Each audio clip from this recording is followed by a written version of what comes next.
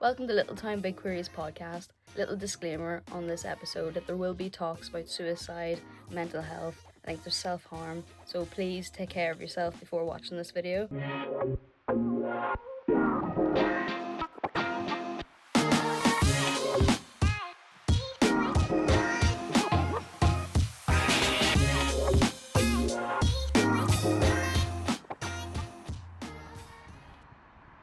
Lauren, welcome to Little Town Big Queries. Welcome to Enniskillen. Yeah. On the most gorgeous day of the year, looks like.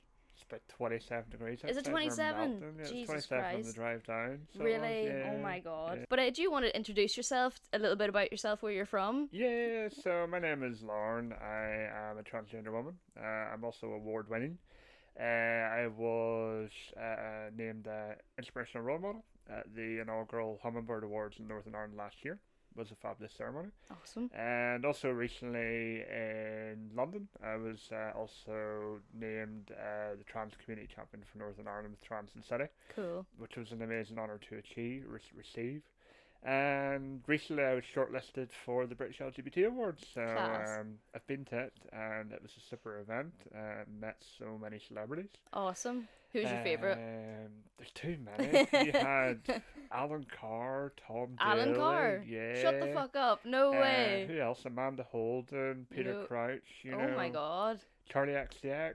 Fuck there's a off. whole- The list keeps getting better. The list just keeps going on Shit. and on. That's class. There's kind of two categories. There's two sections though. There's kind of like a celebrity wing, and Okay. then there's a corporate wing. So I'm up in the corporate wing. So I was up in the inclusive campaigner. Yeah, you're big boss, yeah. Yeah. Sick. And then the celebrity wing, you've got like loads of different ones there. Mhm. So some of the rising stars in it were pretty cool to Class. see. Like Belle Prisley. I am gonna butcher that name. I'm sorry, Belle, if I butchered it. But she's like an up and coming star within the trans community as well. Cool. So I think she was in a movie recently. Oh, So no she way. was. So yeah, it's incredible just to see people being given a voice. Yeah, So, that's good, yeah. So me, I'm originally from the country. I'm a culture like yourself. Yeah. I'm from the country, and I don't kind of forget my roots. When it comes to the country roots. I've lived in the city for a wee while. Do you prefer the countryside? Oh yeah, you do? Yeah, I like the Okay. city life, don't get me wrong, but I do much prefer the country life. Is it like the because, quiet it's calmness? quiet, Yeah, it's lovely, peaceful. isn't it? You kind of don't have the hustle and bustle, as what you would have in the city. But usually people within the community always end up, they have to move to the city for a period of time just Yeah. to kind of find themselves a little Yeah, bit. true. But, I need to get out the city ASAP. yeah, I need it big time. Yeah, but yeah, it's just so I came out 2020. So did 2020. COVID, Is that yeah. when you moved to Belfast, or did you come out when you were still in, like, say, the country? I was still in the country at the time. Okay. Still in the country at the time, and then sort of went and lived in the city for a while, and sort of back sort of within the country at the minute. Alright. Just keeping myself to myself a little bit. Yeah. There's lots going on. So there is. Yeah. But yeah, kind of coming out in the country was an interesting one, which I'm sure we'll talk about later on. Yeah, well, that was kind of like my first question. When did you first realize something about your gender didn't fully align? So, realistically, it was years ago. Whenever I was 8 or 9. That from a very young, yeah. Yeah, from a very young age. I had there always was something in my head where just like, that doesn't seem right, Whenever I was born with some issues. I was born with a cleft palate and a whole list of other things. Right, okay. And I remember now, I don't remember it personally, but my mum would remember it more than I do. There was a psychiatrist that I was under, and he examined me up and down, and he did every examination under me. Now this, bear in mind, this is like back in the late 80s and early 90s, things like ADHD or autism or stuff like that wasn't widely diagnosed because whilst it was known, it's just something that wasn't talked about Yeah. as frequently, So he said to my mum, he was like, "This child, I just do not know what's wrong with this child. There's something different about this child, but this child will go on and do great things. Just make sure you nourish this child and do what you can to support this child because they will go on to do great things." So I kind of always say I was misdiagnosed as something as a child, you know. But growing up, like, there always was things in the back of my head, like, but growing up in the country, it's like, who do you actually talk to, because for a long time, where I specifically lived at, it was kind of one of those things that you looked around yourself and it was like all you seen was white British and white Irish. That was Mhm. it, you know. Yeah. There was no real diversity No. within Not at the all. kind of the countryside. And even if there was someone that came from outside that spectrum of white British or white Irish, the people thought it was like an alien, and I was like, Yeah. Yeah. it's just another human being, Uh you huh. know. So I kind of played a big part of it. It's like not knowing who you could talk to about those things. So I kind of suppressed it for a long time, and then COVID hit, and then I sort of realized myself, right, you really need to sort your shit out. So Yeah. there was I suppose I should have put a trigger warning up in case I talk about suicide, Oh, suicide yeah. Don't intents. worry. I will Yeah, put up a wee like yeah. content warning at the beginning. Yeah. So But you yeah, talk about whatever you're comfortable. Don't feel pressure to talk about yeah. anything you don't want to. So probably 20 between 2018 and 2020 was a pretty grim part of my life. You know, professionally I was doing well. I was steamrolling in my career, but personally my life was a misery. Mm. You know, I wasn't happy, and there was life events that happened, and I remember one night waking up and I just wanted to put a knife through my heart. You know. Oh, Jesus. Sorry about that. No one Um, should think like that. no, and there were just so many thoughts going on in my head, but there was just I don't know why, but there was this moment in my head that said, just talk to someone. Mhm. And I was like saying, oh, who the fuck am I going to talk to at 2 o'clock in the morning, you know, Mhm. because I didn't want to go and find my mum and wake my mum up because it's not something I want to talk to my mum about. And I didn't really want to wake anybody up at 2 o'clock in the morning. And I was like, I've got a friend in America. What time is it in America? And I can't remember what time zone it Yeah. was, but I was like, it must be their evening time. So I rang this person in America. I think they were in New York and spoke to them for about 45 minutes. And apparently, I talked the biggest of their shit. But you needed to Um, get that out. Obviously, you yeah, needed to vent. and she recognized that while she couldn't do anything physically, she was like, I gotta keep talking to this person because I can't make sense, but so I just got to feel something isn't right. So she kind of talked me to sleep, Mhm. and then I woke up the next morning and there was a missed call or a message in my phone, you know, just checking in, see how you are, and I was like, what the fuck's this going on about? Yeah. I had no memory of it, you know, I had no memory of the phone call. After I decided to ring someone after that, it just was a total blank. Yeah. So I rang the person back and I was like, why are you sending me a message? And you rang me last night, and I was like, did I? Mhm. I couldn't understand words you said. You've got the strongest Northern Irish accent. And she was like, most times I can understand you, but I couldn't understand what you were saying last night. And I was like, must have been bad. And at that point, I was like, I need to go to the doctor, you know. Mhm. Because there was other attempts of taking my own life, you know, while I was driving a car into the wall or taking Oh. an overdose, you know. I was like, Yeah. Shit. you really need to do something here. Because I think it was that point. It's like, if I don't go and get help, I'm probably going to end up dead, you know. Yeah. So I kind of went to the doctor, and I was like, "Doctor, I need help. I don't know what it is. I just need to talk to someone. Mhm. I have something inside me I just can't get out." But I says I need to go and talk to someone. I've tried therapy with different therapists, and nothing's working. Mhm. So this was just before Bojo went on the TV saying you all must work at home, and GP basically said, here's a couple of avenues, here's a couple of therapists. We also have a therapist in the house, but that might not work for you because it's only over the phone. Mhm. So she put me in touch with a local charity who give free counselling out to anybody who needs it, All which I right. think is pretty cool. And they're still Yeah, that is operating. good. Yeah. They're still operating to this day. Now they're not. I would say they're not a specialist counselling therapy, but if you want kind of like a safe space to just go and have a conversation, they're a good service. So they Mhm. are. So if they kind of discover there's maybe something a bit more specialist with you, they'll obviously refer you on somewhere else. But they'll sort of give you that kind of initial helping hand to have that safe space to allow you to talk. You know. Yeah. So yeah, I went there and spent about 9 months in therapy. And I remember the therapist said to me, she was like, usually I sign people off after about 6 or 8 weeks, you know, but I couldn't sign you off because I just knew there was something not right and you needed to have that space, you know. Yeah. So I always go back referring to it as the Russian doll, you know. Yeah. Yeah. But Yeah. that's good that they weren't just Yeah. like letting you go. Like they clearly No, seen that there was no. something they needed to tackle. Yeah. Until she seen that I was comfortable talking and really opening up, then and it's actually quite funny because I was her first real test as a client because she just recently qualified as a Oh right. counsellor. Okay. So she'd been through her placements and all that. So I think that was her first real test. Okay. But it was a good experience because it helped me kind of understand myself a little Mhm. bit more, and then she ultimately suggested I refer myself into the Rainbow Project in Belfast, you know, Yeah. for a bit more kind of specialist counselling therapy, which I eventually got. I think it was 2 8 block sessions All right. before I Okay. kind of. After that, I kind of knew the direction I needed to go in, because we all know what the waiting lists are like in Northern Ireland Yeah. for any medical treatment. They're Mhm. as long as Joe Wayne's chins, they would say. No, Joe Wayne's chin's not that long, but anyway, the waiting lists are a bit long, you know, Yeah. so No, diabolical over here. they're not great. So No. they're not. But yeah, that's I come out in around 2020 and kind of been living the best life since, you know. Class. That's Yeah, all that's important, isn't yeah, it? yeah. You've been quite open online, sharing your before and after transitioning journey, milestones, and updates. Was that ever scary to do so? It actually was at one point because living in the countryside, you probably find this yourself. Everybody's in everybody's pockets, you Oh know. yeah, yeah. You need to Everyone's know in about each other's shit. yeah. Yeah, You big need to know time. about what Mary Jane's doing down the Mhm. road and what Billy John's doing up the road. You Mhm. know, it's just like it is a daunting fact because when you're talking about something, you're automatically talked about. Oh, did you hear such and such is doing such and such? You know, Mhm. so it was a little bit scary at first, but the more you do it, the more confident I kind of got with it, and I was like, yeah, you get a bit of negativity, but it's nothing really. It's there's more positive stuff that comes out of the negative stuff, you Yeah.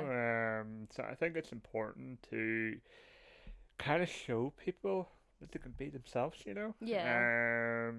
Yeah, it's a scary world out there, but just go Mhm. have some fun, you know. Yeah, yeah. Yeah. Can I just say, like, from your before and after, you look totally yourself and more Oh free and yeah. more just like you're glowing. So, like, Oh fair yeah. fucks to you.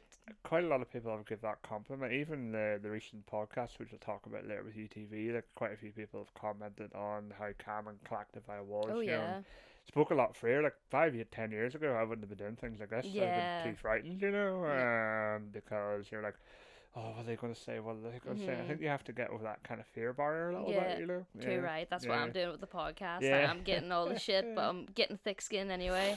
I've seen you've traveled a lot from Spain to Australia and Amsterdam. What's it like being openly trans in Northern Ireland compared to those other countries?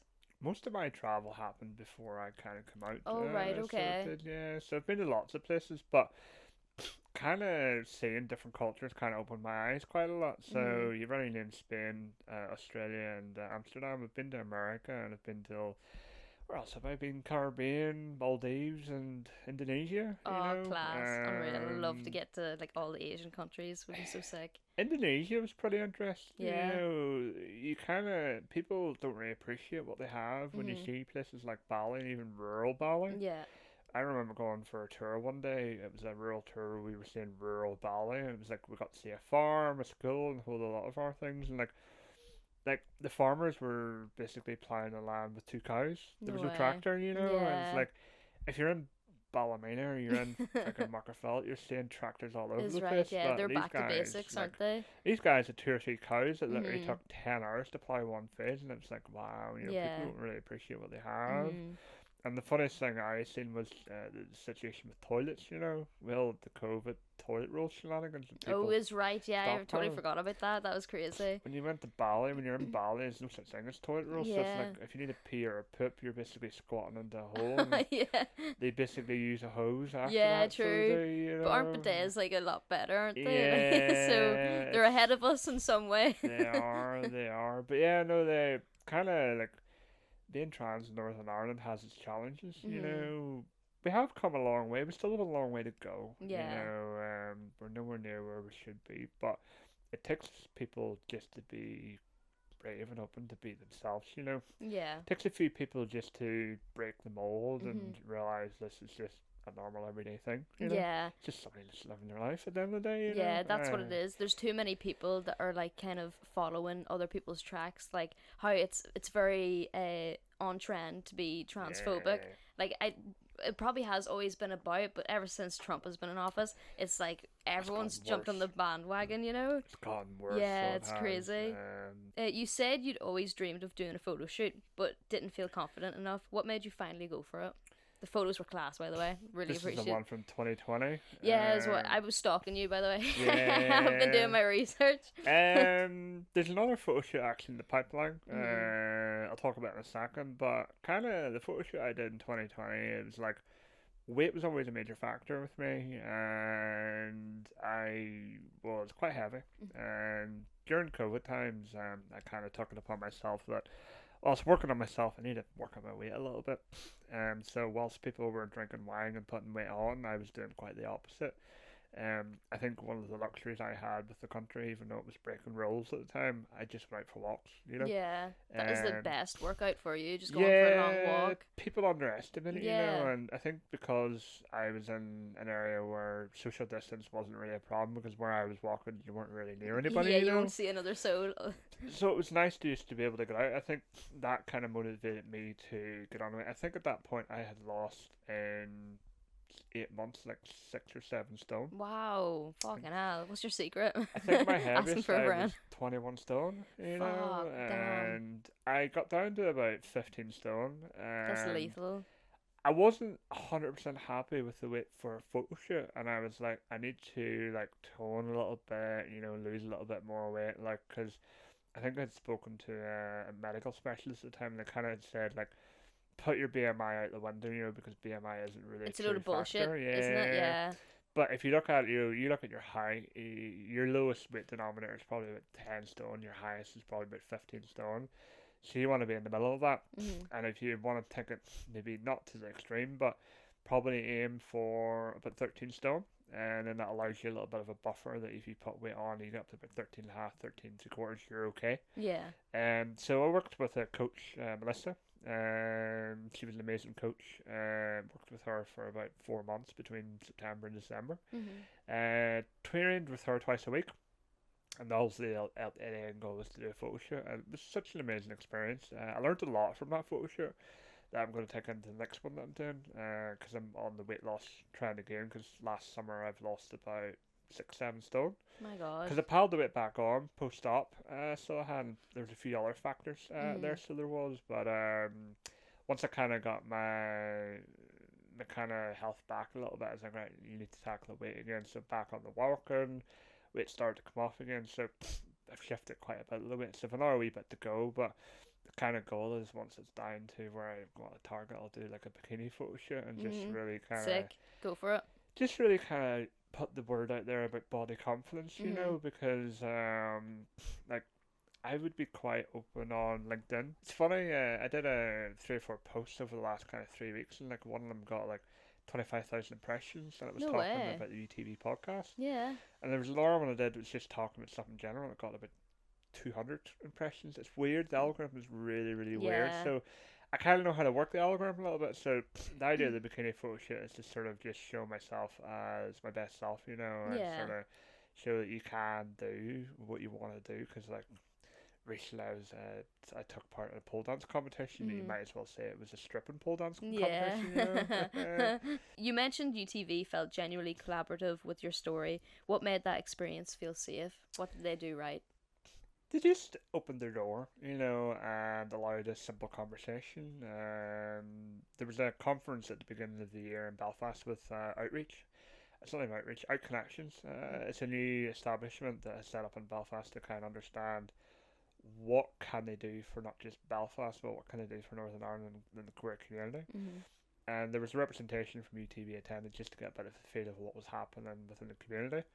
So she was introduced to me, and then we sort of got talking, but never really made anything of it, just kept in touch. Yeah. And then we just all of a sudden one day thought, let's storyboard. So it was invited into their offices, and we just storyboarded a few different ideas. You know, we looked at doing a piece on the news. We kind of weighed up what that would be. Would it be a good thing? Would it be a bad thing?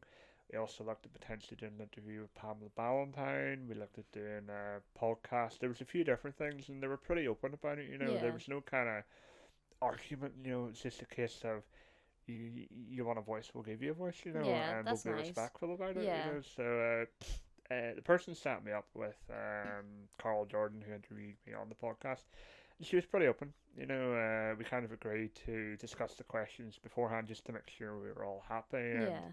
She gave me the opportunity to make any adjustments if I Mhm. felt there was any adjustments needed. Thankfully, there wasn't really much adjustments needed, just a couple of wee tweaks, you know. Yeah.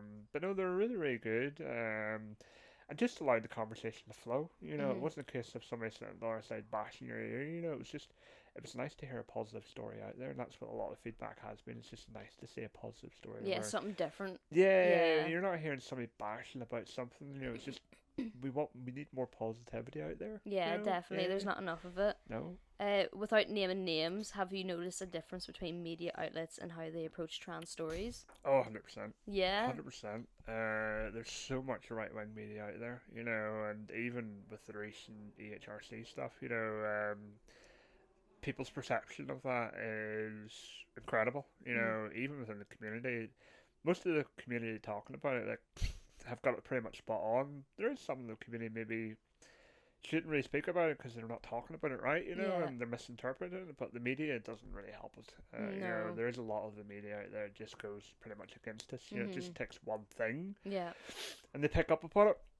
You know, but there are media outlets there that are queer friendly Mhm. that give us those opportunities to have those voices. But unfortunately, those then become targets as well. But Yeah. it just takes more and more people to be comfortable opening up. You know, Mhm. because it's a really vulnerable thing to do, especially in Northern Ireland. You know, I think the podcast has had like 500,000 hits in No a way. very small Class. number of days. You That's know, class. Well done. a lot of them probably have been positive. Quite a few of them probably have been negative views, but sometimes I think the negative views can have wins in them as well Mhm. because whilst you're not sort of pushing something down someone's throat, they're actually maybe learning something they don't realize. You know, because I Mhm. had one person recently that approached me and said, you know, I was one of the negative people at the other side, but when I hear people like your voice speaking and the way you spoke, it was like maybe I do need to Yeah. educate myself, you That's know? all they need to do. They'll just need to Yeah, talk to you. Like, yeah. It's not even it's not that talking. hard. It's not even talking to me, but it's just sort of understanding that they need to educate themselves Yeah, on that's simple it. things, you They know, just need to because start asking questions than absolutely, being ignorant. yeah. Coming from a rural small town like myself, what was it like coming out? Just scary, you Yeah. know. It was scary, because obviously people are always looking over your Mhm. shoulder, you know, and Did you feel a lot more freeing in the likes of Belfast?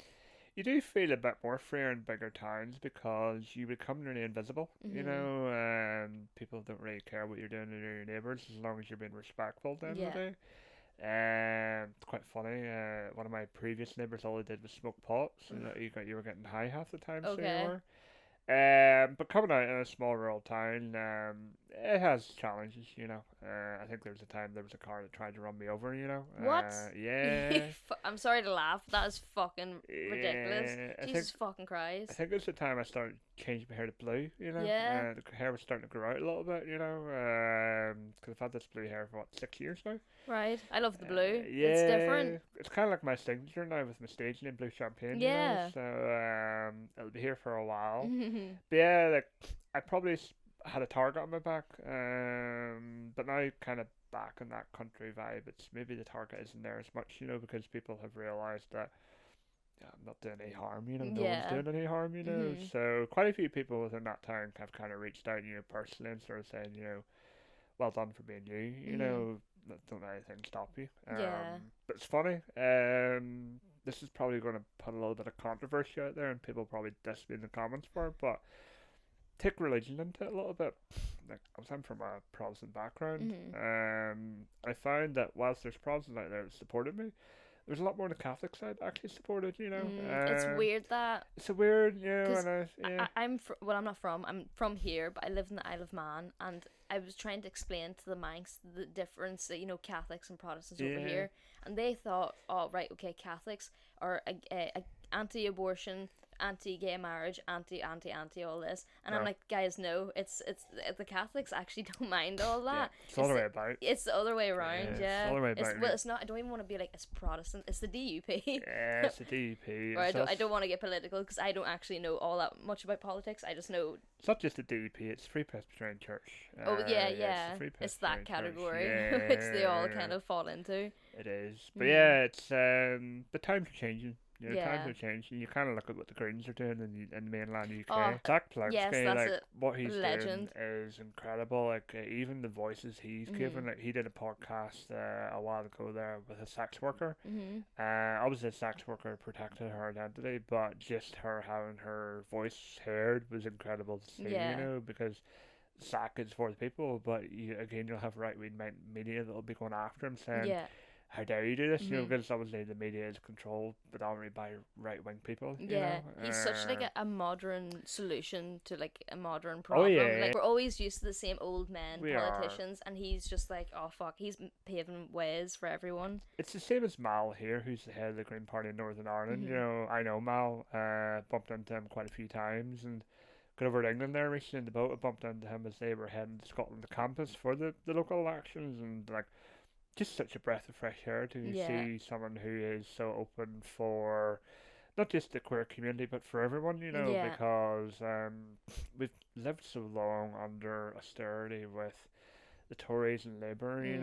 and it's not getting any better, No, it's getting worse. We and then need a new direction. you've got people like Farage and other right wing people trying to come up and just wanting to cause more damage, Mhm. which isn't necessary. We don't need that. No, We not at all. we need a lot more than just that. We need support. We need stability. Mhm. So we do. So general election in a few years' time should be interesting. Really? You think so? Yeah, Something to yeah, look forward to, definitely. definitely.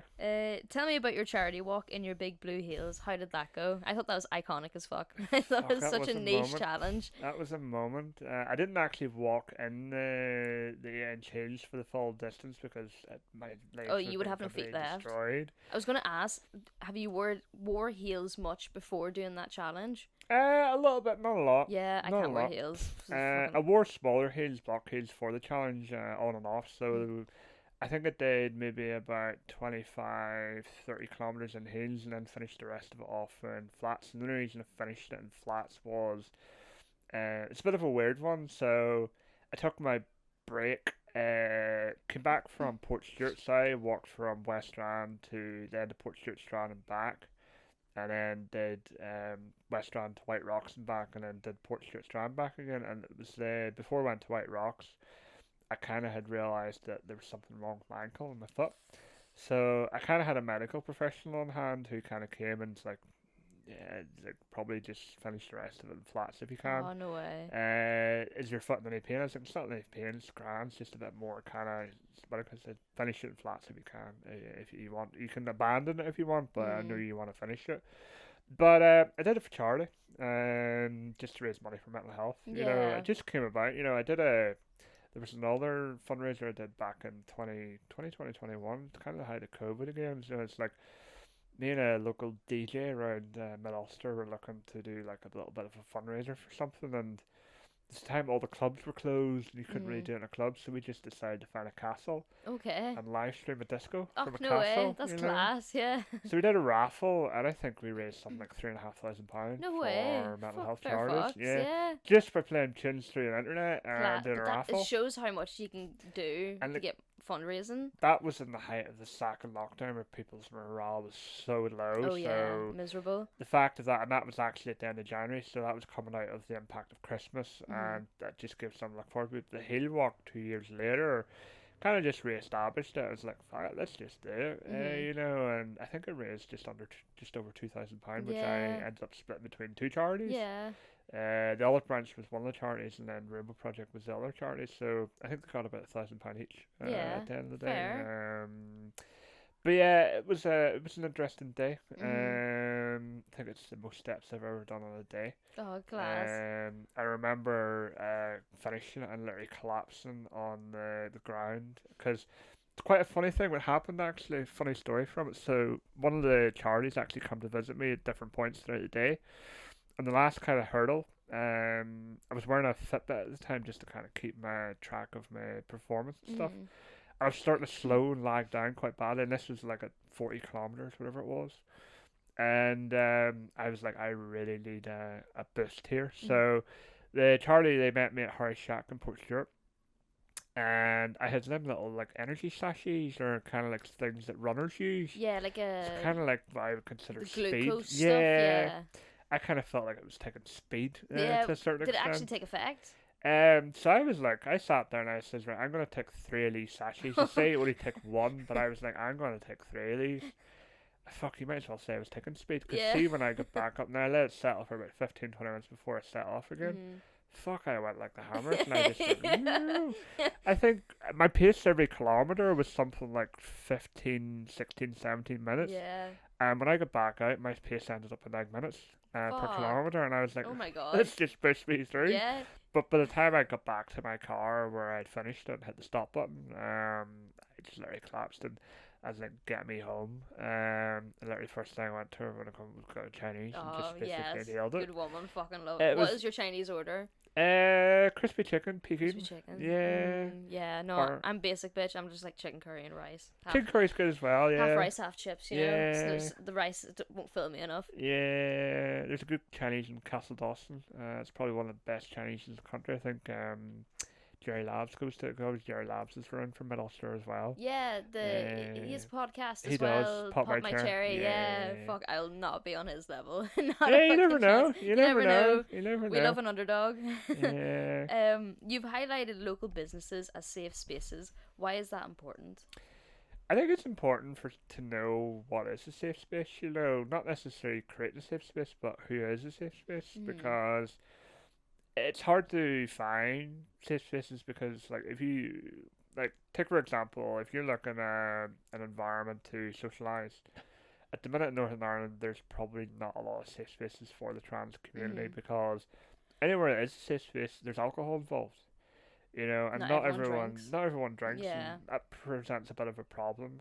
So it does. Not anything against the bars who offer the safe space; it's great, but it's like there are people in the community that just don't drink, and when they go to a bar, people are loud, and just some people just don't like that. You know, so knowing where there are safe spaces is important. Now, there are a few places that are appearing up that are safe for people to go to, but sometimes getting to them is a challenge. You know, but understanding where those are is important because then you know, okay, if I'm stuck, I know I can go to that location, you know. So there's a big one in Belfast that's open there, Paper Clips. Oh yes, yeah, I've I heard think of you that. had one of the From the Sad Dykes Poetry Night. oh Yeah, because yeah. I think they host their wee poetry Yeah. nights in there. I can't remember the name you had on the last name. I can't remember their name. Mal. Mal, that's it. Mal, yeah, Mal, I that's can't it. mind their last name, but Mal. yeah, no, that was yeah, they were telling me about that's where they do their wee sessions. Yeah, so you got Paper Clips. I've never been. Anytime I go to Belfast, It's I've a cool never. wee spot. Is it good, It's yeah? quite small. It's the only thing, but it's enough for what they need. But there is other places. But it's good to know kind of there are things like hairdressers, salons. Yeah. You know, It's all those little even spots you wouldn't think of. yeah, it's like people start saying to me, "Why are you promoting that?" You know, because you're putting those people in danger. I was like, I'm not really, because they're prepared to put themselves out there. Yeah. They're showing themselves as to be an ally for not just the trans community, but for the whole community. Because I think it takes. I love how they're the problem and not the people that would be giving them Yeah, bullshit. Like, what the fuck? It's Exactly. like victim blaming 101. Yeah, because like when I was getting my laser hair removal done in Ballymena, like you would last place you think to go to get it done is Ballymena. Yeah, you know? yeah. But actually, the place I went to was super cool. Yeah. Sick. Carleen was an absolute legend, and I still pop in now and again. I don't need to get laser hair done as much as I used to, but I think it's important to know those spaces because then people know that they can go and not be judged. Oh, yeah. Because where you look at London, you look in Birmingham or Manchester, there's places littered all over the place, you know. But when you're in Northern Ireland, where it's a lot more kind of socially awkward to Yeah, find it's like places. word of mouth too. It wouldn't be like out in your face. You kind of have to ask about where's safe. Exactly. So I think that is brilliant. What you're doing is like promoting these wee businesses. It's like enlightening other Yeah. people. And it's helping the businesses grow because I'm all for supporting local. And it's, you'll find that a lot of those places I have promoted has been local businesses, you know, because there's still a few to get out there. So there is, but we can only sort of do what we can. We have to kind of, not necessarily place them, but we have to make sure we know that they're safe, you know. So, yeah, it's good to know where they're at. So, Yeah, I it's know important. I've nailed them a few times myself where I thought my life's in danger, you know, so I know a quick getaway to get into a certain space if I need to, just to sort of let me in there to breathe for 5 minutes, you know. You're walking so other trans can run, you know, like you're paving the way. You're making things a lot more, like it's difficult for you, but you're making it a lot easier for other ones. So, yeah. Navigating it was like, where the fuck do you find this stuff out, you know? Yeah, yeah. You know, like, I kind of, when I look back, you know, trying to find out my way. It's like, what am I doing here? How do I find the stuff out? Mm. So if I can do something to help somebody coming behind, that's pretty cool. I don't Yeah. go for rewards. I don't go for glory. Yeah. The main reason why I tell my story is to let people realize you can be yourself. Just be Yeah. yourself. That's good. It's always important. Yeah. Why was it important to connect queer support and mental health together? Mental health is a very important aspect in all life, Mhm. regardless of whether you're queer or not. Yeah. And especially within the trans community, mental health is a big thing. Mhm. Suicide rates are quite high within the community, and having that mental health support is very, very important. But we all know within Northern Ireland, mental health is not easy accessible. No. And another challenge there as well is there's not a lot of specialist support out there, because sometimes you feel that you need to have a lived experience to understand how do you best support something, Mhm. because you can't really learn stuff from a book, you know. Yeah. Because I found talking to counsellors quite a lot, they were nearly learning from me, All right. Yeah, because whilst they had the techniques to kind of help you from a mental health point of view, they kind of maybe were learning off me, like, not necessarily how to help others, but maybe how to signpost others. Okay. And that's not really the job of a counsellor. Mhm. I get there is a bit of a gap knowledge there, but I think it'll take more kind of queer therapists to come out and offer services. But then of the day, nothing kind of beats, like, what was it I kind of said I said a thing the other day. It was like, you take two people, one person has lost weight, say lose 10 stone, and another person's went to the gym, went to PT, and has lost no weight. Who are you going to listen to get advice from to lose weight? Mhm. You're going to talk to the person who's actually lost weight, not go to the gym. Mhm. How do you do it? And now there's a strong chance they'll probably turn around and say, "Oh, I've done that in Manjaro," which is not the best way to go about it. Yeah. But it's rare you come across the unicorn that's actually the proper way. Mhm. Like myself, who's went out and walked the hard way. Yeah.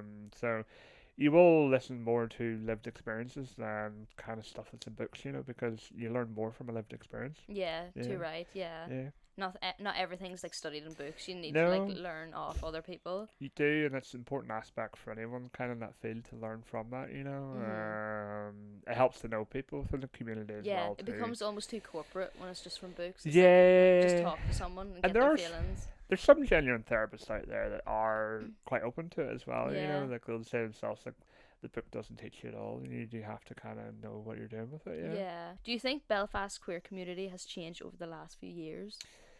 Yes, it has. It's gotten better. Mhm. It's still a long way to go.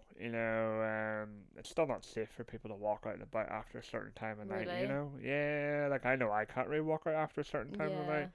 I'm targeted quite a lot. If I walk out after where I live at, I can walk fine. But if I was in city centre, after 6, 7 o'clock, I can't walk any distance, because you get a group of lads coming and shouting abuse. Yeah.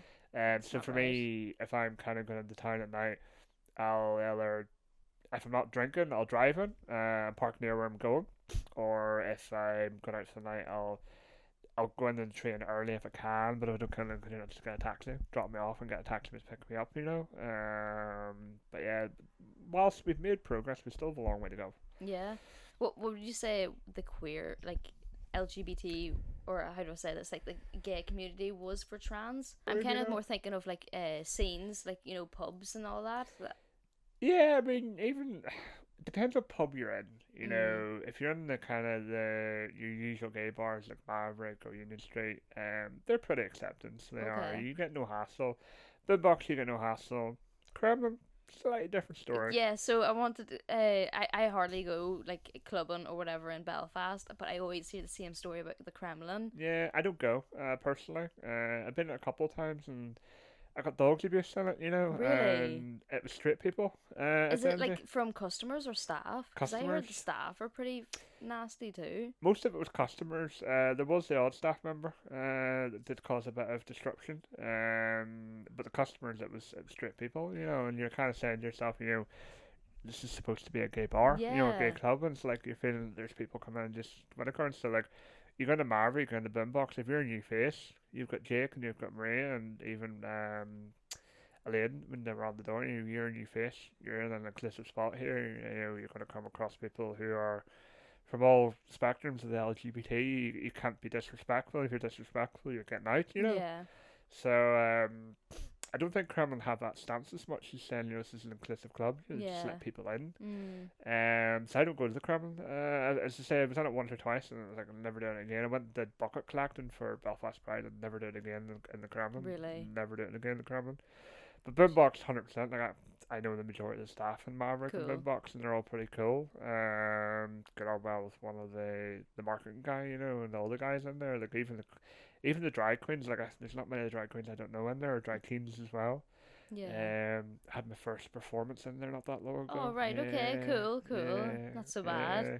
But yeah, like there is the acceptance talks, but when you go outside the kind of the spectrum there of the non-gay bars, Mhm. it's a different story. If you're with a crowd, you usually don't have a bother. But if you're by yourself, you usually find you get a lot of stick from people. Like I avoid Cathedral Quarter by myself.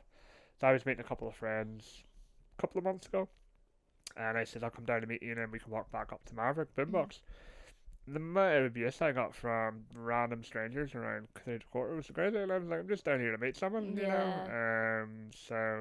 But there are other bars in Belfast that are not too bad outside Cathedral Quarter. Up around Botanic, it's not too bad. There's a few Okay. bars that I can go to, and it's usually not really an issue. Mhm. But it does depend on the bar you go to. What would you say to families who are struggling to understand their trans loved one?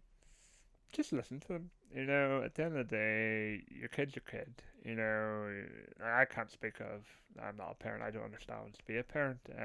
But certainly as a family member aspect, just listen to them and understand them. There's two different variations there. There's support and there's acceptance, and they're two completely different things. You can show support for your child, your son, your brother, your sister, your daughter, whatever, but acceptance is a very different thing. So you give somebody that could be supportive but just don't want to accept it. Mhm. You could be someone who has acceptance and doesn't want to support it, Mhm. which is kind of odd. You more commonly come across people that are supportive that just don't accept it. Yeah. And 9 times out of 10, those are the people that just need a little bit of education themselves. Mhm. One thing I kind of have found, and this isn't really from my own experience, this is just general vibes. Whenever it's outside the family, it's usually not an issue. But when it comes inside a family, it sometimes can start to become a little bit of an issue Mhm. because it's like, oh, it's okay when someone else is happening outside the family to talk about, and then next Yeah. time it's actually inside the family, it's like, oh fuck, what do we do? Mhm. But it's got making sure you've got support. There's different organisations and charities out there that kind of can support families, through things. Yeah. Going to therapy can be a good thing as well, and actually talking to other people in your position, whether you're a father of a trans kid or a mother of a trans kid, just going and talking to another mother and father can be quite beneficial as well because you're not the only one going through that situation. Yeah. No, not at all. And same with siblings, like brothers and sisters, there'll be other people in similar situations that could sort of say, hey, this is what you can do to try and support the person, as best you can, because at the end of the day, you would rather be celebrating someone alive than sort of commiserating and saying if they're dead, well, what could I have done? Mm. If that person took their own life, you'd be saying, what can I have done? I should, Exactly. That's and exactly it. and that's Yeah. the grim reality of it, because there is a lot of families out there that just don't accept it. Mhm. There's a lot of families that don't support or accept it either. Yeah. For me, like support was it took a while for my family to, be in the support bucket. Do you come from a big family? Would you have many Not brothers, sisters? necessarily. There's four of us in total. Okay. Older brother, older sister, and a younger sister. Uh, my mum kind of showed support, acceptance is kind of something she's working on, but she's my biggest advocate, she is very supportive. Mhm.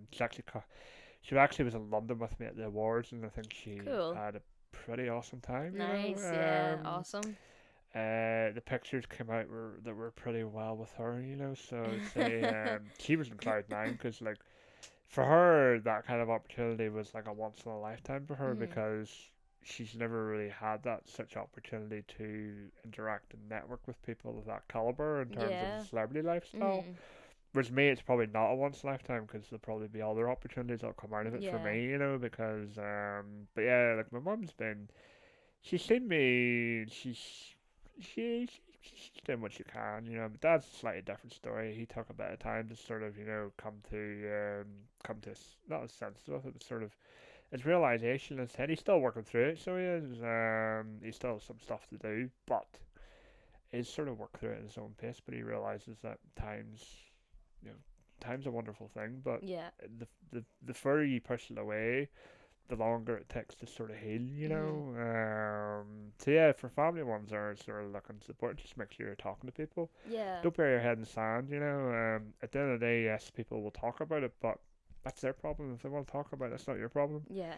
You know. Can I just ask, see if there was like say a family member that wanted to talk, would a what do you call it, Rainbow Project? Could they like call the Rainbow Project to be like, can you answer me a few of these questions my child's going through, and would they be able to They might provide? not be able to help, but they certainly will signpost, you know. Okay, so they can give you like, this is what you can do. Here's phone numbers to help. Yeah, the Yeah. Bible signpost, they are a service that's stretched as well, so Mhm. sometimes getting stuff from them can be quite, you could be waiting a while for it, Yeah. but they certainly can put things, you know, talk to these Yeah. people. There's this Mhm. organization, there's, I was going to say mermaids, but mermaids don't exist in Northern Ireland anymore. It kind of come into the Rainbow Project, so whilst they might not be able to support an issue on the spot, they'll sort of give out what they can in terms of signposting just to Yeah, make they sure you definitely get. can help. They Oh definitely, yeah. yeah, whilst it might not be the support you think, there's definitely help out there, you know. Yeah, not so bad. But not a lot of people know about it, you know. Yeah.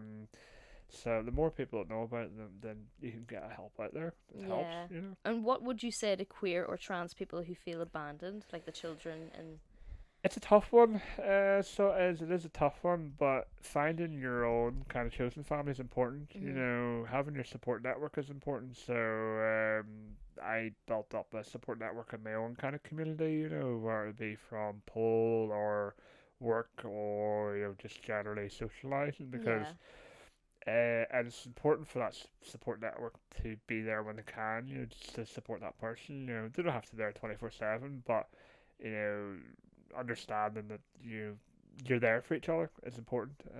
So there's but having a support network is very very important. And there's different ways to achieve that. So there is, Yeah. but you gotta socially interact yourself. Some people might have social anxiety issues, and there are not organisations like there's the BTRC, the Belfast Trans Resource Centre, and that's a good way to meet other people within the community. Usually the Rainbow Project would signpost trans people to that Mhm. essentially. But yeah, finding your army is important. So it is. Yeah, too right. But I kind of do get that kind of socially isolation element. It can be cruel at times. So it can, Mhm. but it's important not to socially isolate yourself. Yeah, no, that's what I've done. Too much. I've just been hiding away from the world. How did pole dancing first happen? How did that come into your life? I think the first time I seen pole dancing is usually in relation to sex worker elements, because obviously pole da- again, there might be critics in the chat or the comments, but pole dancing is a form of sex work, so it is. We all know that, you know.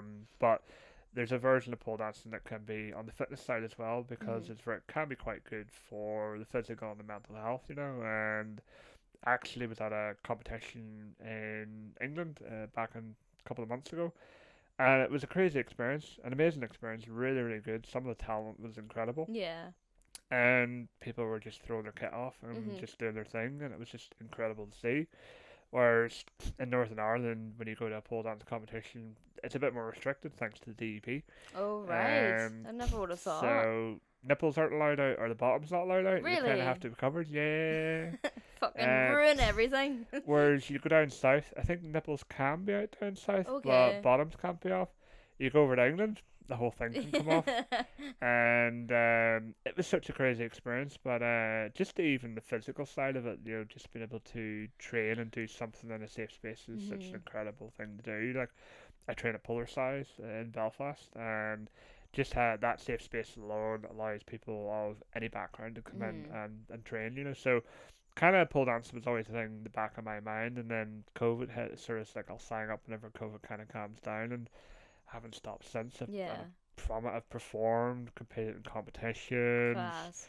worn skimpy outfits with 8-inch high heels, and it's fucking incredible. Yeah, class. It's fucking You'd incredible. need. I'd be such a fucking weakling at it. I feel like you'd need such strength to hold yourself up on the pole. Everybody says that, and yes, to a certain extent, you do need strength, but you build it up, so you Okay. do. Yeah. So strength and conditioning is a big element. So some people might pick up moves very quickly. Mm. Some people might take them a bit longer, and that's okay. Yeah. Everyone goes at their own space. I came across a video recently of a 73-year-old man doing pole and hoop, No way. and I was like, age is just a number. It is. It is really. It will Age is put just me a to number. shame anyway. Yeah, and then I always say you build up from the start, and you sort of do the simple things, and it just builds up over time. You Yeah. know, like what was it when I was training for the competition? Like, I had it in my head, I am going to nail a butterfly.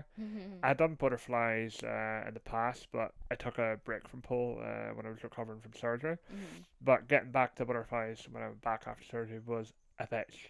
Right. And one day it just it went back to it, and it No was like, way. yeah, Just pure muscle memory went they're back. back. It took maybe 4 or 5 months to get them back, but they're back. Yeah. Nice one. But now I'm doing things where I'm doing headstands and chairs, My you God. know, and a whole Not a pot of chance other I things, could do you that. know. I'm not But fit enough at all. again, it's one of those things that you just build up over time, and Yeah.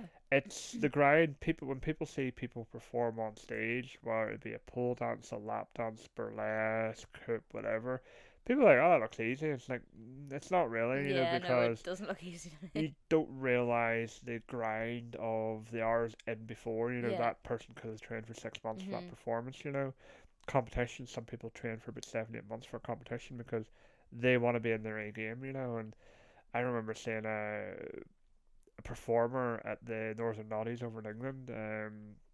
Stage name I think it's Emily Legs. Absolute legend. She's a wild one. Sure, I think she won her category. It was as authentic as it comes. I remember part of her performance. She went absolutely wild. So she was sort of at this point she had her underwear off, so she did, and her bottoms, I should say, and she went to climb the pole to do an invert, and she went into kind of like a semi spatchcock, which Okay. is basically spreading your legs on the pole and then into a certain position and spinning around, and she went absolutely wild. No way. It was such a credible thing to see, you know, because and the people in the room were just embracing it and cheering it on. You know, there was no kind of jeering, there was no kind of rudeness. Everybody was supporting everybody in the Yeah. room, you know, and it's just like that was fucking incredible what I just seen there, you know. Class. Even some of the other performers were just incredible. I learned so much from just one event, you know, because kind of going then you kind of feel it's just a little bit of imposter syndrome here because do you feel you Yes. should be here, you know? But I learned quite a lot. I even said to the organizer, I've learned a lot here from just this one day. You know, thank you for Yeah. having this opportunity. You know, Just shows you just needed that one wee day. And yeah, it's like changed your whole I perspective. I drove over as well. Like I got heels custom made for it. Huh? That were pretty cool at the end. You know, Class. I did injure myself halfway through it, so I never got to finish my routine. Because I did have a big surprise at the end of it, but the big surprise I just have to wait for the next competition. So, Oh, right, okay. Not so bad. I yeah. won't give any secrets out. Well, one of the elements people were already aware about was the headstand on the chair, kind of throwing the legs up and getting the headstand up and just spreading the legs, kind of doing like a leg wave. Yeah. But there was an element towards the end that was going to be kind of like a reveal, but I just never got to do it. But next time it'll happen. So Oh, you'll get it going, don't worry. Do activities like that help body confidence? for yourself? Absolutely, Yeah. absolutely. Now it's not something that happens overnight. It takes Mhm. time. I thought I'd never perform on stage, you know, and I think my first professional gig was with the guys at Sin City Cabaret. Mhm. It was a fundraiser night for Women's Aid. I think I gave Sideshow Ramon a lap dance, like a comedy lap dance. Yeah. Sick. And obviously you're not going to get lap dancing in bars in Belfast, but I kind of just decided to do a little bit of a comedy Oh, I'm spin not on it. going then. Yeah, I did a Sorry. comedy spin on it, and it was a bit of fun, bit of crack. I think we raised £3,000 or £4,000 that night, for Mhm. Women's Aid. I did a few performances since, and I just love being on stage. And people say to me, it's just like I'm not a professional, I'm an amateur, but I like to have fun on stage. What frustrates you the most about current conversations about trans people? Just the media in general, what the media do. There's a lot of stuff that's said in the media, and you could argue sometimes people maybe aren't just educated a little bit on it, you know. But I suppose the biggest frustration is that trans voices don't usually have a say on issues that impact them, you know. It's usually left to other people who don't really have that lived experience, you know. And it's important to have that lived experience voice in the matter, you know, because at the end of the day, it's like someone sort of trying to dictate what way someone lives their life, you know. At the end of the day, how can you tell what way that person's living their life because you don't have that lived experience? So Yeah. it's important to have those trans voices at the table to understand what it is. And like, I knew the podcast I did with UTV had its risks, but I wanted people to realize that there are voices out there that want to try and make a positive change. You know, we still have a long way to go, but Yeah. it's important to have trans voices as part of that conversation so that we can actually help shape our lives as well, because it's our lives at the end of the day. You know, we're just being ourselves. You know, we're not trying to take over anything. We just want to be given a fair chance to It's your like push on mental health too, because at the end of the day, that's what matters most. Because there's a lot of people that just don't fit in the same skin as they think, and they will be like, "This is the only way I'm gonna have to take my life. This is the only way that I'm gonna get peace." And that isn't the fucking answer. And what you're doing, like fucking fair fucks to you. Like you're doing wonders for the community. So I'm proud of you. Do you think people realizes the mental toll that public discourse can have on trans people? I think some people do know what they're doing, especially when you look at some of the heavier trolling that some people do. You know, some people do realize the impact they are having. Some people generally don't, because I think those people that, when they're educated a little bit, they realize we actually are doing more harm than what we need to, you know, and they take their foot off the accelerator. But there are people in the mainstream media know what they're doing, you know. Trumpsville and Elon Musk, or as I like to call him, Pinky in the Brain a little bit, you know. It's they know what they're doing at the end of the day, and unfortunately, it's an example of the super rich just trying to take control. That's it. You know? No, it's just big grumpy men taking control of women's bodies, women's spaces, and just like it's just old men mindset. But like there's a lot of those older generations just like let younger people come through, and there is younger voices that are starting to come through, like we previously discussed. You know, the Green Party, what the Green Party's doing. Yes, you know, is right. And I was going to ask, I don't know if you actually you would remember because it wasn't that long ago, but there was like a bill for like, I think it was the North, where girls like shouldn't have to wear skirts at school, and like a bunch of men were like, "Nah, I think they should wear." Or was it the skirts? I think I'm getting them mixed up, because there was also there also was a camogie where they were like, there was a bill about wearing letting girls wearing trousers in school. I think I'm merging the two things together, but they're basically like, no. I'm just like, why do you want to see like little girls' legs? Or it's exactly strange as fuck. I think there's a little bit of there's kind of a few ways to look at that. So there is I think yes, girls should be able to wear trousers in school if they want. Whenever I was in school, there was a girl that was an avid campaigner of that, you know, and she actually would have come into school wearing trousers, and I was like, fair fucks to you, because you should be able to. I think some of the things where maybe there needs to be not a sense of control, but just a sense of an awareness of what trousers you are wearing, because obviously you can get things like leggings that are maybe a little bit too compressed and maybe not necessarily revealing, but maybe just wear something that's not leggings in school environment, you know, and trousers that are a bit more suitable, that type of thing. Hopefully that's not coming across in the wrong way. No, I totally agree. No, because there is that like type of work trousers, and then like I know for a fact, like I kind of hated them. I hated the way they felt. I always wore jeans to school, like black jeans, and obviously they weren't allowed either. But like a lot of girls would wear leggings as well. Yeah, but I think you had one of the DUP ministers that actually come up saying, you know, no, leave the girls what they're wearing. It's just like, you don't really understand how they feel. Some of them want to wear trousers, just let them wear trousers. You know, at the end of the day. Because that's what I done in secondary school. The actual thought of me being a woman kind of disgusted me. Like, I just did not look womanly enough. Anytime I put a skirt on, I was like, I look fucking ugly. So I put on like trousers. So that was how I was comfortable walking about. And like, to be fair, in the school I was in, there was never talks where like, oh, you have to wear a skirt. So thank God, like I wouldn't be able to cope coming into school with a skirt every day. I'd feel so out of place. But that's like another thing too, with like, I don't know if you use Facebook, but I feel like Facebook really pushes, like, say if you're left wing, it would really push right wing videos Oh at you, yeah. like to anger you. And then Oh if yeah. you're right wing, it's like left wing videos, because like it's just I'm always on Instagram. You know, that is like my favorite like platform. But when I go to Facebook, it's like I get angry. I'm Yeah. always seeing the most awful stuff. That's the algorithm on Facebook, And I so feel it like is. that's where everyone's getting angry, because they're seeing this like rage bait, like clickbait, just nonsense. Do you all know where the biggest problem with society came about from? Where? Social media. Yeah. It is so toxic. Mhm. It is so toxic. Some people say I'll go for like the influencer lifestyles. Like, no, why? Because in reality, you're criticized left and Mhm. right. And the simplest of things, you're basically people can be quite temperamental and quite nasty on social media because they're behind a keyboard. Yeah, and You know, their name's not there, their face isn't there. It's no. like all anonymous. They can say whatever they want. I look at a classic example of. I always think back to Big Brother with Nadia, Mhm. who was the first kind of public trans person that Yeah. we kind of probably all knew in the Mhm. UK when she went on in one Big Brother. Mhm. I would say if social media was a huge thing around then, could have been a very different story. But because there wasn't really social media at the time that she was in Big Brother, the outpour of support she got was incredible. Yeah.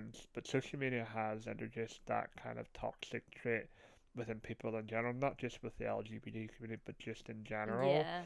Like even some of the stuff that you see on restrictions for women's bodies and women's rights, it's crazy, Mhm. and there is a kind of a toxicity there of it's just 20 years ago we didn't have social media, we were doing much better, Mhm. life was much better, and I think people just use social media a little bit too much Mhm. for it. It has its uses, but yeah, it's just so toxic, so it is Yeah. so toxic. Especially during COVID, when that was all everyone ever had, was just It was brutal. yeah. It was brutal, but as I say, it has its uses, but people like it's just it's an issue with modern society, and some people would argue the whole thing of trying to ban social media for under 16s.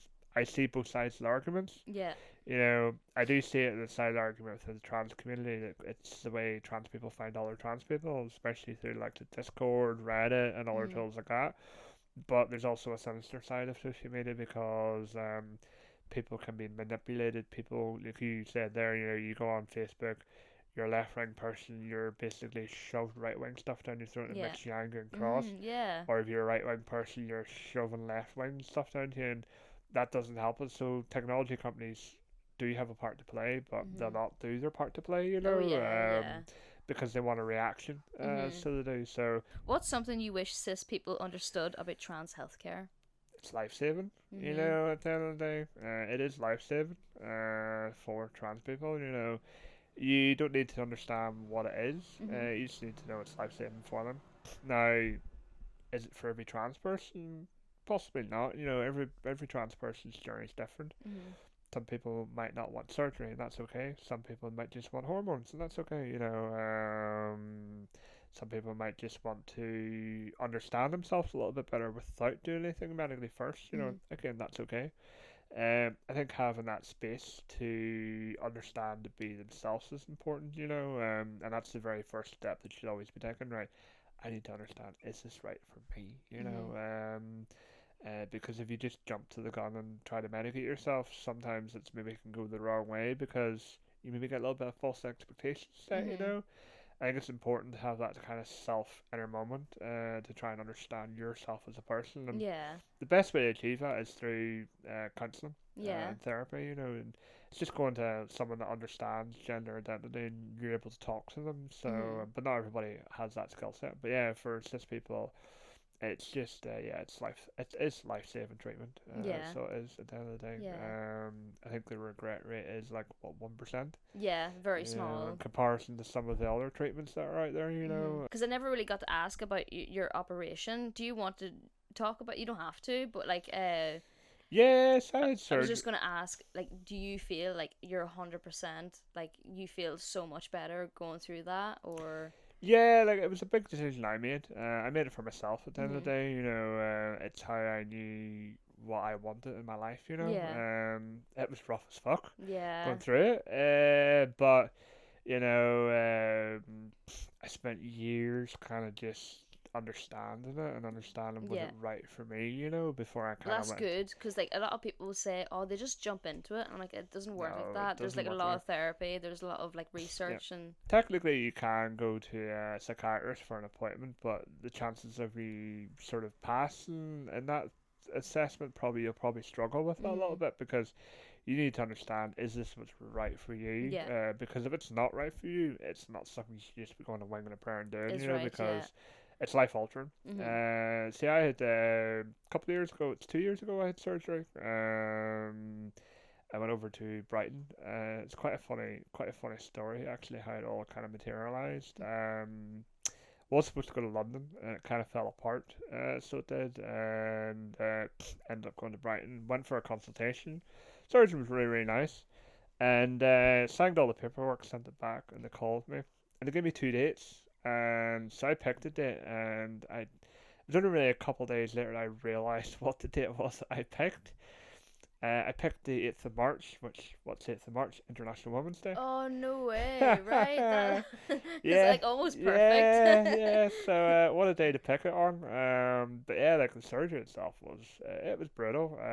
But I think going into that type of surgery, you have to have the mindset that this can go wrong, and if it goes wrong, it's not the end of the world. Mm. It's, you got to prepare for the worst. What is like the percentage rate of it going? How badly wrong could it go? It's pretty low. It's probably in the low tens. Right. There's a low risk of it happening. Probably years ago, there's probably a higher risk, but as Yeah. time has progressed on, they've Mhm. gotten a lot better at it. But there's different complications that can happen.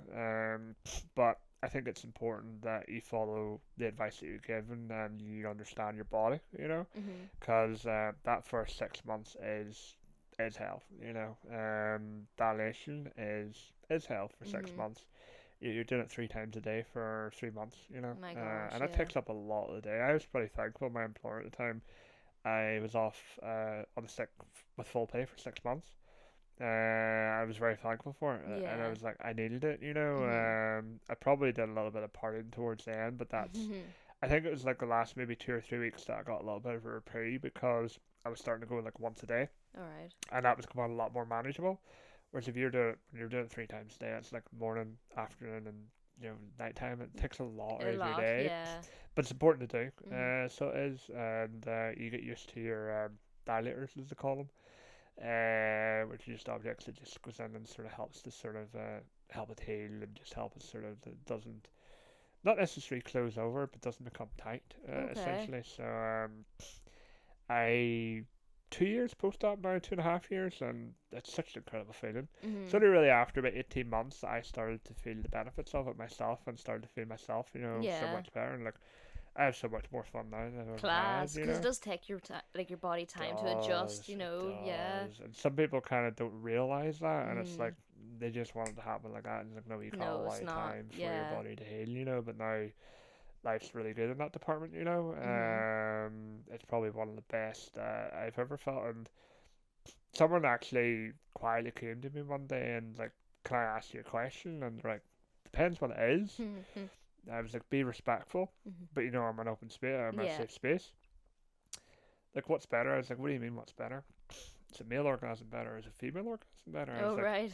a female one's better, so it is. Haven't felt the intensity of it. It's a whole lot better. Oh right. Okay. Yeah, See, yeah. this is what like this. I'm fascinated by the whole like operation hormones and how like you can basically change yourself completely. And Yep. I'm just absolutely fascinated by it. And obviously, there isn't that much media or anything Oh, that talks about it yeah. without it being judged anyway.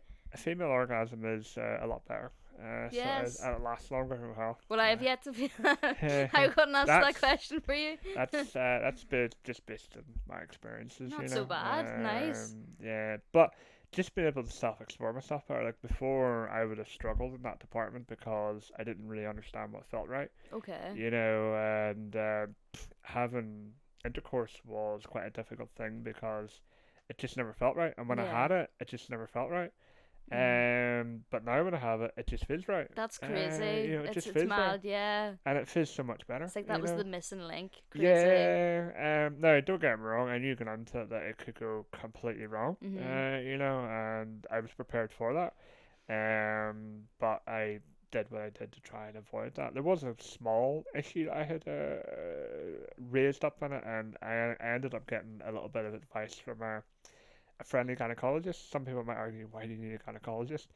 Actually, if you're post-op, you kind of do. It's kind of well, I don't know what to say. It's obvious, but I feel like who else are you gonna talk to? Yeah, and it's more around the skin Mhm. than anything. The skin at the end of the day, Yeah. regardless of what body it's on.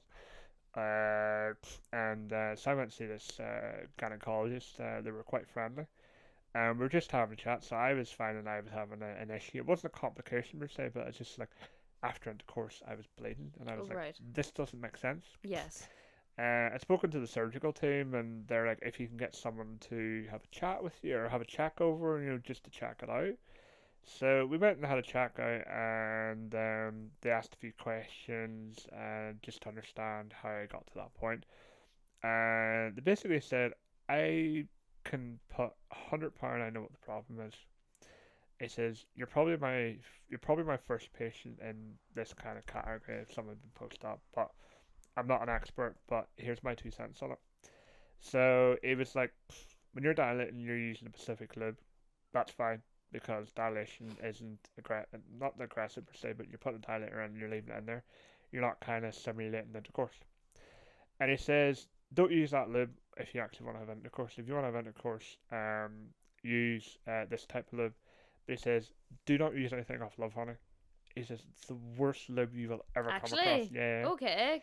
He was like, It's just like cheap shit or something like there's that. so many additives in there. It's not good for the skin. He says, people have so many issues with Love Honey. He says, I've done so much research on lube. Yeah. He says the I've worst. heard like water based is like the most safest, or It is. yeah. It is. So he recommended one called Yes Yes, and it's water based, and it's also there's a coconut flavor as well. Okay. And it's all natural ingredients. And touch wood, haven't an issue since starting using it. No. Fuck, that's crazy. Because I'd say there's a lot of like trans people out there that didn't even think your lube could affect. Yeah. That's and mad. I don't have to use a lot of it. P drop size, enough for what I need. You know. But yeah, it's like there was a little bit of healing that had to be done from where the bleed was coming from. But it was like 2 or 3 weeks. Use this cream, it'll heal up, and then when it's back, use that lube going forward. If you want to use the other lube for the dilating, not a problem. Yeah. But when you're going for it, of course, use this lube and touch wood to say it's lube called Yes Yes, essentially. No way. What a name! Yeah, What a name! yeah. You know, Yes Yes. Yes. But yeah, it's been so beneficial for me, and I haven't had any issues since. But yeah, it was a life-changing decision I made, and it was one that was well worth it. You know, Awesome. for me. Yeah. If I had to do it again, I probably would, absolutely, and Yeah. that's how I knew it was right for me. You know. Awesome. But yeah, it was a rough ride. Character building. That's all it is. Yeah, I think those 6 months I had off allowed me time to properly heal as well. You know, because you're not mobile for 2 or 3 weeks. Yeah, you know, so you are mobile, but you have to be mindful of how mobile you are. Yeah. You know, so Need to heal properly. But I flew home after I was discharged from hospital. I was able to fly home, which was Okay, nice, you know. nice. So so spent. My mum actually stayed with me for about 3.5 weeks when Oh, I come home. lovely. That's nice. You Wasn't weren't expecting alone. her to. I was only Yeah. expecting her to stay for a few days, but she ended up spending for 3.5 Oh, weeks. 'cause But you're the wee babby. She had to be there for you. yeah, well, she's been there through a lot of my surgeries because I had a lot of surgery as a child, you know, for different reasons. Yeah. You know, most of my surgeries were all planned. Mhm. So I've been in the hospital quite a lot, so I knew what to expect when it came to an operating table. I think Yes. that surgery was number like 13 or 14 in Oh my list. gosh, my gosh. You're kind of like Yeah. conditioned to it. Ear, eye, nose, throat, mouth, knee, Oh, God love you. backside, foot, everything. There's Yeah. not part of my body hasn't been Gosh, touched. you I've know. never been like operation or Um, anything. General anesthetic it's a wonderful thing. Is that sarcasm or? No, it you- is a wonderful thing. You do wake up groggy from it. General anesthetic just like switching off your brain. Like Yeah. that. Funny story with one of the anesthetists in the past I had. They were giving me an epidural, and epidural just numbs your legs. And Mhm. I was sitting up. I was like, how am I supposed to get my legs back up the table? I was Yeah. joking with him. They'd put something in me to obviously make me feel drunk, so it didn't feel as bad when they put Yeah. stuff into me. He's like, don't you worry, love, we'll get your legs back up on the table. But yeah, general anesthetic, it can be a bit of a cruel witch as Mhm. well, you know. I just heard, isn't it like for smokers it can be dangerous, or you'd have to Can stop be, you have smoking? to stop smoking, and also it's not See, I good. smoke, and I'm just like, imagine if I had to go for emergency surgery, I'm fucked. I won't wake up again. It's also not good for weed smokers, people that smoke weed, Oh, right. because their tolerance for it can be. So you could give your stats, and if you don't declare you smoke weed, and they discover you're a weed smoker, you could probably wake up mid surgery Holy because shit. yeah. Okay. So that's why it's important. Like things like even general surgery in any case, like that's why anaesthetists go through a lot of questions with you because they need to know the right dosage for you because they have your life in their hands. Yeah. So It's so spooky. they need to know specifically what dose to give you, when Yes. to give it to you, because if you're half a stone off, Mhm. it can actually be fatal. So it can, which is why it's important when you go for any surgery to declare what has been through your Yeah. body Be in the totally last honest. yeah. Yeah. Because they're not there to judge, they're just there to make sure they're going to protect you, Yeah. essentially. But yeah, things like tobacco and grass could actually have an Yeah. impact, See, essentially. last question. Well, kind of second last question. I'm a big movie buff. So when it comes to like queer films and all that, I try to like study up on what would be your favorite like trans representation film. I wouldn't really have a representation film for trans in media. It is lacking, isn't it? There's not Yeah, much out there. my biggest kind Or of any TV shows, sorry, like any media. the biggest person I always kind of go back to is Nadia from Big Brother. Yeah. You know, she is the icon. She Mhm. is the trailblazer. You know, for the community. There have been others in the media. You know, like Ella Morgan, is another example who was in Married at First Sight. Mhm. Who else is there from a media perspective? You kind of come down a level, and people that maybe aren't comp- people that aren't kind of the celebrity lifestyle, but are kind of the influencer Mhm. style. You have different people like Campbell, Kinford. Hopefully I got their name right. You have people like Fox Fisher. You have people like Samuel McCracken. You have people like Eva Mhm. Echo. The list goes on. You know, of people that are doing incredible work. You know, but certainly from a media, the always person I always end up coming back to is Nadia from Big Brother. You Yeah. know, that was the year of I think She's like the Sandy. OG. Yeah, that was the Mm. year I think Sandy passed into prison, so he did. Yeah, Before he escaped the house, yeah. you know, and I think it was the year. I can't remember what the guy that was quite butch was called, but I think he was in the final with Nadia. Okay. He obviously lost to Nadia, but there was a lot of big characters that year in Big Brother, and kind of reality TV then compared to reality TV now is very very different Yeah. because there is that social media aspect with it, Mhm. you know. But yeah, I always kind of go back to that. Nadia as being the OG, you know, and she was in a conversation recently with Neil for Trans History Week a few Okay. weeks ago. And I didn't see it, but I seen some clips of it, and it was quite fascinating. Mhm. You know, some of the conversations, you know. So she was a character in herself, you know, because she was herself, you know. Yeah. But yeah, there is a bit of a lack of missing link there. But I think there is people starting to come out, like again, apology Belle if I'm saying your surname wrong, Belle Prisley. She's getting into movies now, and there's that representation there. And then there's also Yasmin, I believe it is, who was in Doctor Who. All right. She also has been a sort of representation within kind of the acting side of it Mhm. rather than the kind of reality TV side of Yeah. it. You know, there is two different sides. Reality TV would be very different to the acting side of it. You Yes, know, it so would. Yeah. but like. There's another story there that people tend to forget about as well. Coronation Street with Haley Copper, Mhm. you know, where Haley Copper played a trans woman. But that's the thing that people very rarely talk about, and Mhm. that was such a hard hitting storyline that was done, you know, with Roy and Haley, Mhm. you know, where Haley played the trans woman, and the way they told the story, there may have been better ways to do it, but it was quite a strong story to tell at the time it was. I think that was what 2005, 2006, you know, Right. before social media really was a huge thing, you Mhm. know, and so that's another example of a mainstream soap opera that was sort of showcasing it. Maybe not in the way we thought when it was being showcased, but it was Yeah. still being highlighted, Mhm. so it was. But there definitely needs to be more representation within kind of the movie element, you know, Yeah. and I think it will come in time. It's just we are starting to see people breaking out into it, and the more people that get into it, the more kind of the more kind of representation and the what I call it. Who knows? You might Yeah. see me in a movie in 5 years' time. Yes, You let's do never it. know. We'll You never we'll know. start producing a storyboard You together. never Fucking know. hell, I'd love to.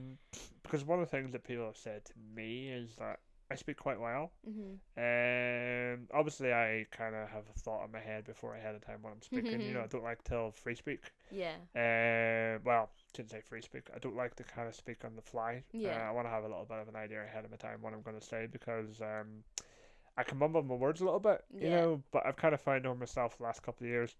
I'm becoming more confident, Mhm. Sam, when I'm speaking. So who knows? You could see me in a TV show in five Do years' it. time. Let's make this happen. Yeah. Might not be Um. living in Northern Ireland at that point though. I had to move out. No. Sure, there's like plenty of like Northern Ireland screens bringing in some They brilliant. are. They're like Star Wars is filmed over here, and Yeah, sort of like Game of Thrones and all that jazz. I did a documentary collaboration with somebody from Northern Ireland Screen there not that long ago. It's something that the Heritage Project did Okay, cool. with Elsapath. She was the director of it. All right. It was a pretty cool opportunity. There was a few people from the community that kind of got a chance to speak on it. So Awesome. there was. So a few people have kind of recognized me from it. So they have and come up and kind of like ask questions and stuff. And Awesome. I always say to people, if you want to ask a question, I'm open, but Mhm. just be aware to be respectful Yeah, in the be question respectful too, and what right? you're asking. You're owed that much, Yeah. definitely. And if you do ask a question that's disrespectful, you'll get a response back to say why you shouldn't ask that again. Follow You with know. a punch. Yeah. Like, I'm not the type of person to shove something down No, somebody's no. throat, but people Yeah. do need to be brought in line in terms of you need to be a bit more Yeah, respectful they when need to you're push asking. back a little bit. Yeah, No, there needs to be boundaries. is right. Yeah. What about your wee socials? Do you want to promote them, or Just Blue Champagne. is it just Instagram, Just Blue Champagne? Instagram, Yeah. yeah, just Instagram. It is private account, because obviously it's a poll account, so it Mhm. is. And thanks social media for putting restrictions on people. Yeah. If it was public, my poll account probably wouldn't last very long. Mhm. So it is private, so you do have to send a follow request. And usually I accept the follow request, Mhm. so I do. So yeah, so that's Awesome. Thank you so much for Yeah, joining me in yeah. Enniskillen and Lauren. I Yeah. hope it wasn't too much of a burden out of your day. No. I hope it was just as good as UTV, Yeah. if not better, maybe. Different vibes from YouTube. Different vibes, yeah. Yeah. A lot more swearing. Yeah. Thank you for having me. Yeah, no, Yeah. not at all. Thank you for like again, like I feel bad dragging people down here, but it's the fact that like I don't have that much to give, and you're Yeah. doing so much for me. But Yeah. thank you so much. Yeah. Yeah. Subscribe to the channel. I always forget to do that. Please do something. Like, Make share, me subscribe. relevant. Like, share, subscribe.